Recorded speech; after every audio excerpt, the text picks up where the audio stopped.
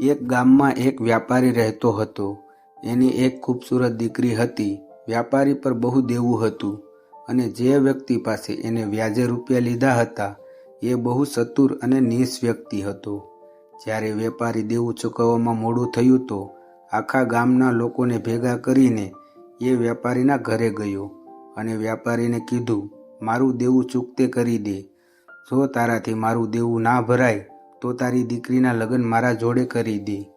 આ સાંભળી વેપારી કશું ના બોલ્યો, કેમ કે એ દબાયેલો હતો. પણ આ વાત એના ઘરમાં બેઠેલી દીકરીએ સાંભળી લીધી. થોડી વાર પછી એને ગામવાળા આગળ એક શરત મૂકી કે હું એક થેલીમાં 2 પથ્થર મૂકું છું, એક કાળો પથ્થર અને એક સફેદ પથ્થર. જો દીકરી સફેદ પથ્થર નીકળશે તો હું તેમનું દેવું માફ કરી દઈશ અને એમની દીકરીના લગ્ન પણ મારી જોડે નહીં કરવા પડે.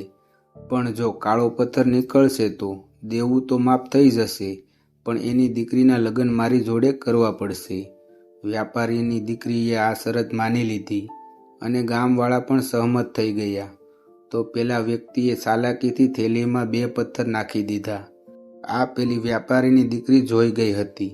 એ સમજી ગઈ કે અગર પથ્થર નીકળશે તો કાળો જ નીકળશે. પણ એને વિચાર્યું કે જો હું એની આવી પોલ ખોલી નાખીશ તો એ દેવું માફ નહીં કરે અને મારા પપ્પાને હેરાન કરશે. તો પેલી છોકરીએ ચાલાકી વાપરી અને યોજના બનાવી.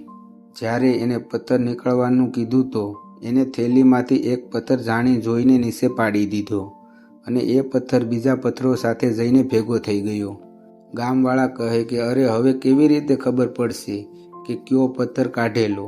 તો પેલી દીકરી હસીને કહે, એમાં શું, ગભરાવાની જરૂર નથી. થેલીમાં જોઈ લો કે જે પથ્થર વધ્યો છે એના પરથી ખબર પડી જશે. પછી છોકરી થેલીમાંથી પથ્થર કાઢે છે તો કાળો પથ્થર નીકળે છે. એટલે એનો મતલબ થયો કે જે પથ્થર પડી ગયેલો તે સફેદ હતો. આમ પેલા વ્યાપારીનું દેવું માફ થઈ જાય છે છોકરીની હોશિયારીથી. આ વાર્તાથી એ બોધ મળે છે કે ગમે તેવી પરિસ્થિતિમાં ડરવું ના જોઈએ, ચતુરાઈથી કામ લેવું જોઈએ.